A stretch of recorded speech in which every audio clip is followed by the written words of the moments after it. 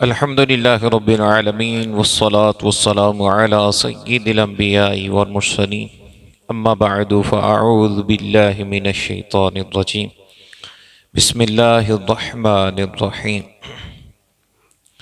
آج یکم شعبان المعظم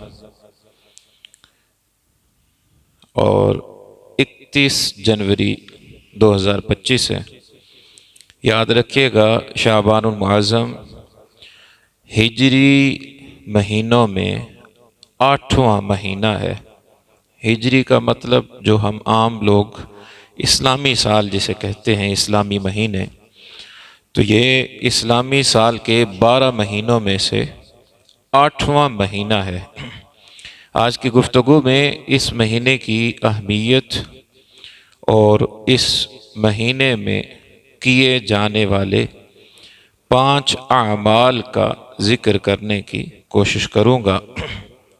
یاد رکھیے گا تاریخ اسلام میں ماہ شعبان المعظم کی بے پناہ اہمیت اور بے پناہ قدر و منزلت ہے، اور اس کی چند ایک وجوہات وہ یہ ہیں کہ اس مہینہ میں سرکار دو عالم صلی اللہ علیہ وسلم کی دلی اور دیرینہ تمنا پوری ہوئی، اور وہ تمنا یہ تھی کہ بیت المقدس کی بجائے کعبہ معظمہ کو ہمارا قبلہ بنا دیا جائے۔ تو اس مہینے میں یہ تحویل قبلہ یعنی بیت المقدس کو قبلہ ختم کر کے پھر کعبہ کو قبلہ بنایا گیا، یہ حکم نازل ہوا۔ یوں ہی جو تیمم کے احکامات ہیں وہ بھی اسی مہینے میں نازل ہوئے تھے۔ اس مہینے میں غزوہ بنو مستلق بھی ہوا تھا، اور یاد رکھے گا یہ وہ بابرکت مہینہ ہے کہ اس کی 10 تاریخ تھی، 2 سن ہجری تھا، جس دن اللہ کریم نے رمضان کے روزے فرض فرمائے تھے۔ 10 شعبان 2 ہجری کو رمضان کے روزے ہم سب کو عطا کیے گئے، ہم پر فرض کیے گئے، اور یہ وہ مہینہ میں ہے کہ اس میں سرکار دو عالم صلی اللہ علیہ وسلم نے حضرت سیداتنا جویریہ اور حضرت سیداتنا حفصہ رضی اللہ تعالی عنہما سے نکاح فرمایا تھا۔ اس مہینہ کی شان، اس کی عظمت کس قدر ہے، ابن عساکر کی حدیث طیبہ ہے۔ سرکار دو عالم صلی اللہ تعالی علیہ وسلم ارشاد فرماتے ہیں کہ رمضان المبارک وہ اللہ کا مہینہ ہے اور شعبان المعظم میرا مہینہ ہے۔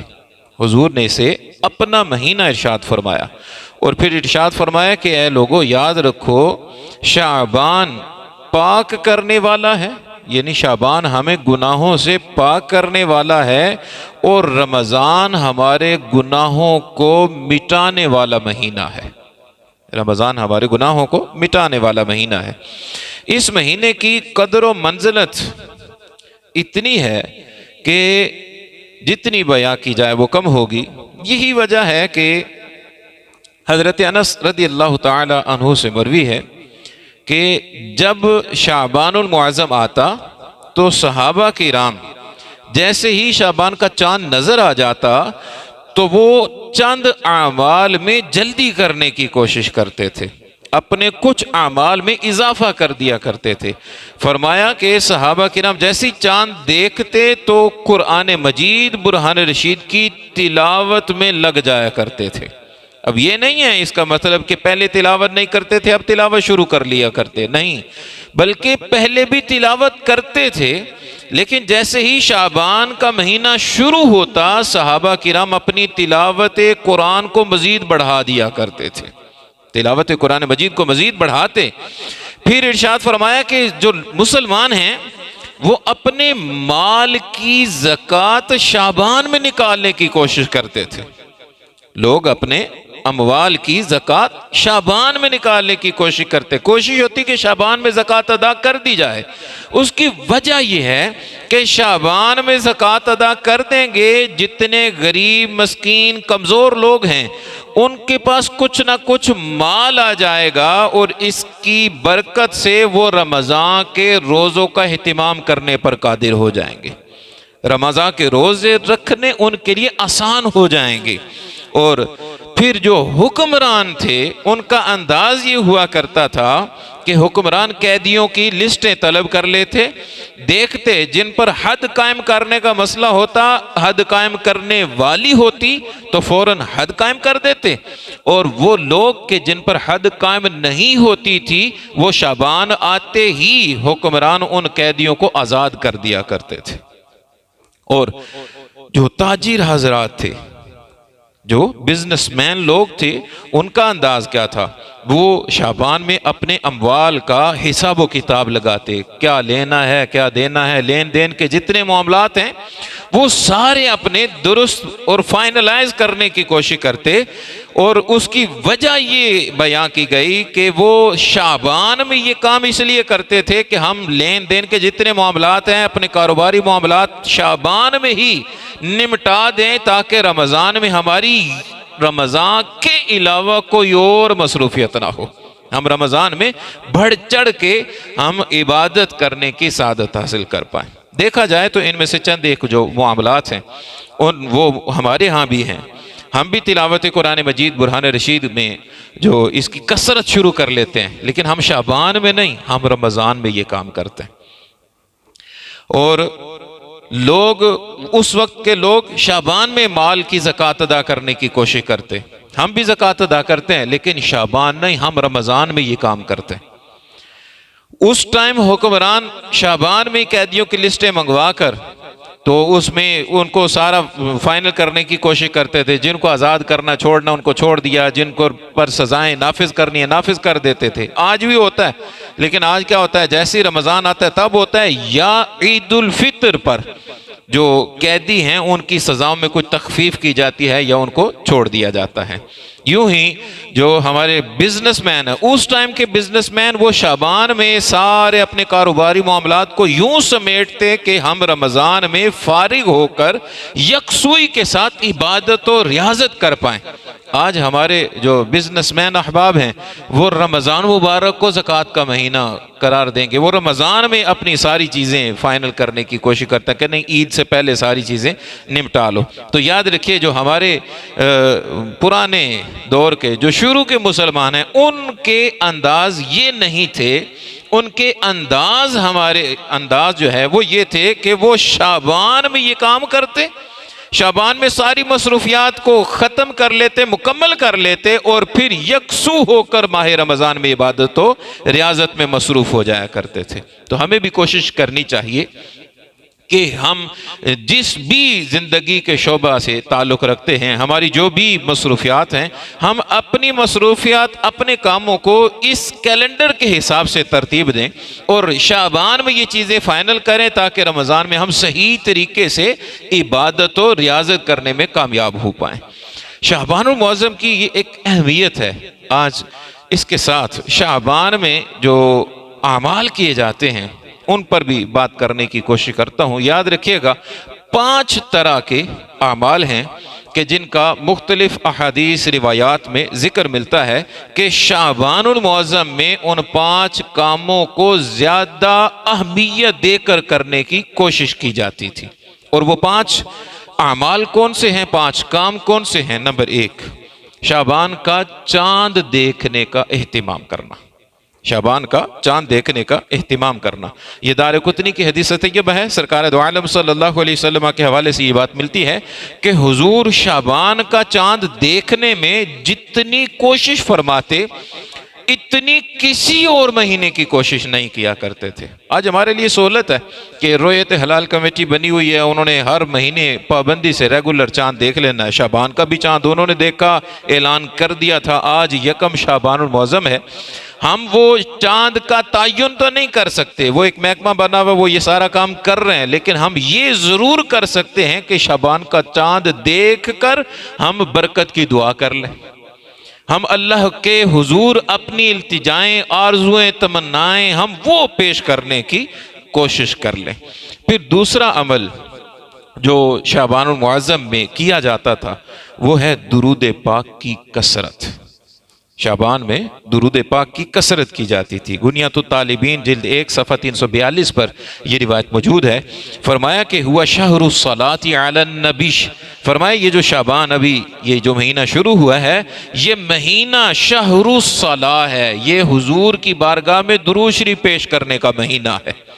ویسے تو بندہ مومن کے لیے درود پاک پڑھنے کے لیے کوئی وقت معین نہیں ہے کہ اس ٹائم پڑھ سکتے ہیں اس ٹائم نہیں پڑھ سکتے، جس وقت درود شریف پڑھیں گے وہ بارگاہ پاک میں قبول کیا جائے گا۔ لیکن جو شعبان کا مہینہ ہے اس میں ہمیں توجہ کر کے جتنا پڑھتے ہیں اس تعداد کو بڑھا کر درود شریف پڑھنے کی سعادت حاصل کرتے رہنا چاہیے، بالکل زیادہ تعداد میں پڑھتے رہنا چاہیے۔ اور درود پاک عبادت کیسی ہے؟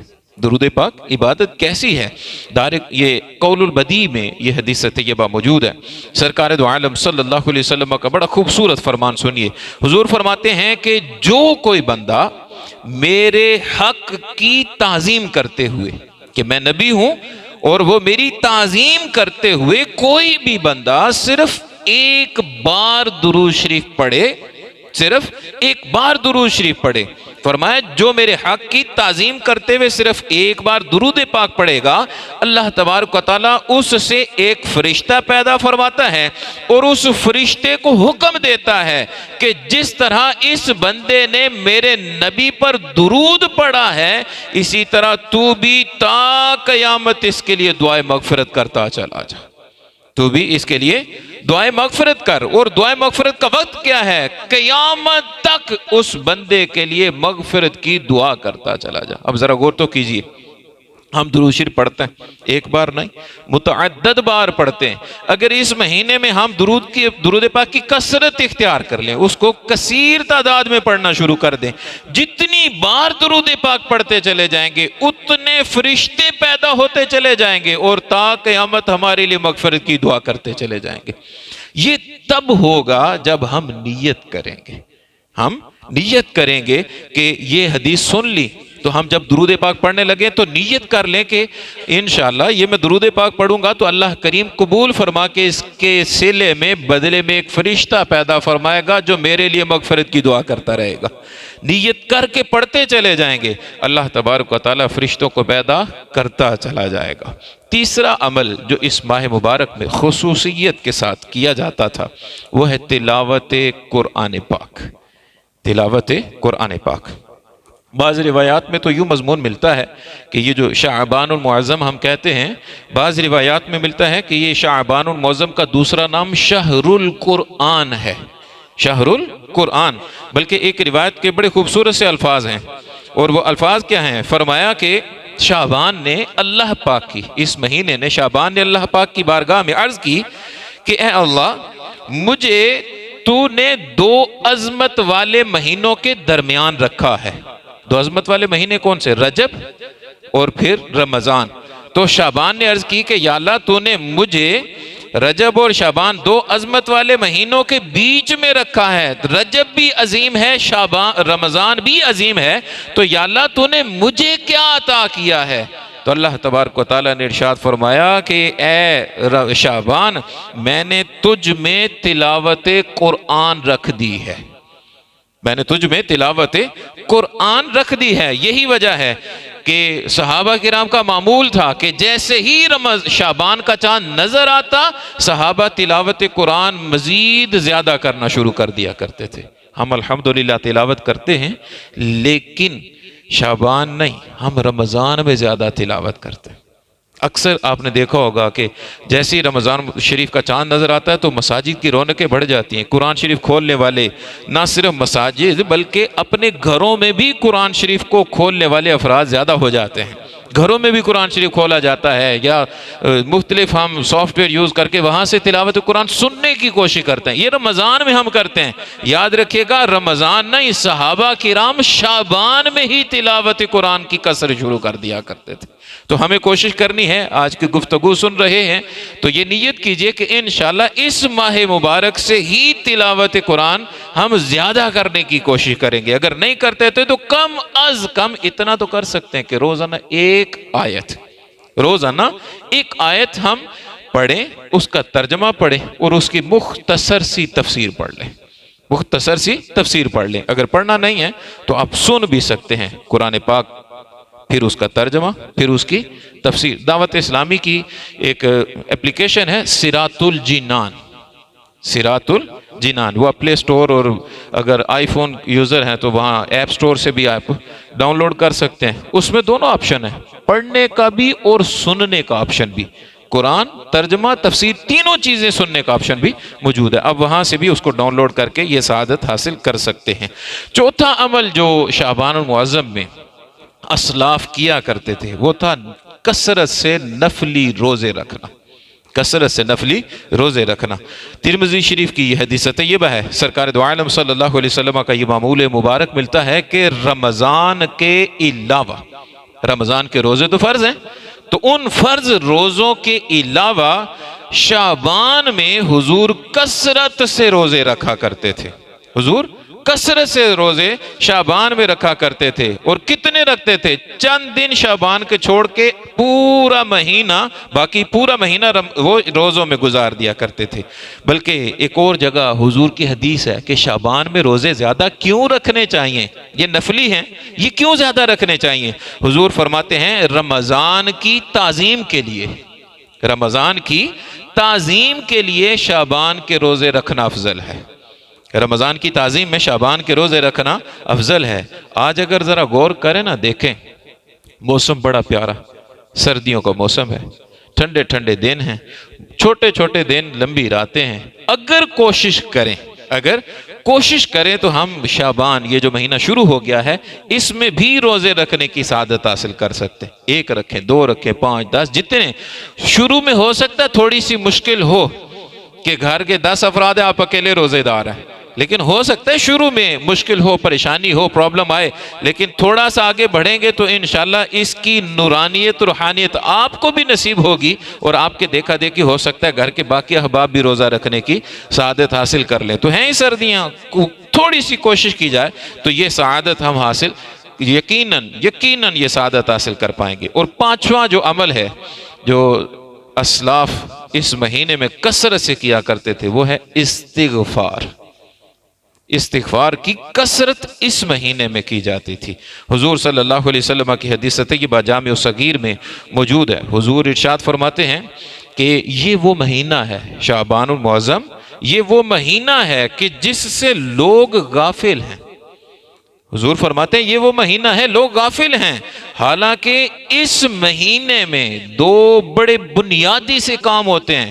نمبر 1، ہمارے جو اعمال ہیں وہ اللہ کی بارگاہ میں پیش کیے جاتے ہیں، ہمارے اعمال اس مہینے میں اللہ کے حضور پیش کیے جاتے ہیں۔ اور دوسرا یہ کہ آنے والے نیکسٹ ایئر میں جتنے لوگوں نے انتقال کرنا ہے ان کی فہرست ملک الموت کے حوالے کر دی جاتی ہے۔ اب ذرا غور کیجئے، میں آپ ہم نے کیا اعمال کیے جو اعمال ہمارے اس مہینے اللہ کے حضور پیش ہوں گے۔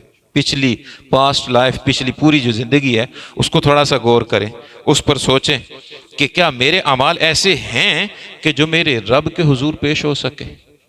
اور پھر دوسری بات ڈر جانے والی، مجھے آپ کو، ہم سب کو زندگی کے اگلے لمحے کا کوئی یقین نہیں، پتہ نہیں میں اگلی سانس آئے نہ آئے، اگلا دن دیکھنا نصیب ہو نہ ہو، اگلا سال دیکھنا نصیب ہو نہ ہو، کوئی پتہ نہیں۔ اور ہے کیا کہ ایک لسٹ ہے جو ملک الموت کے حوالے کر دی جاتی ہے کہ اگلے اس سال میں یہ سارے لوگ انتقال کر جائیں گے۔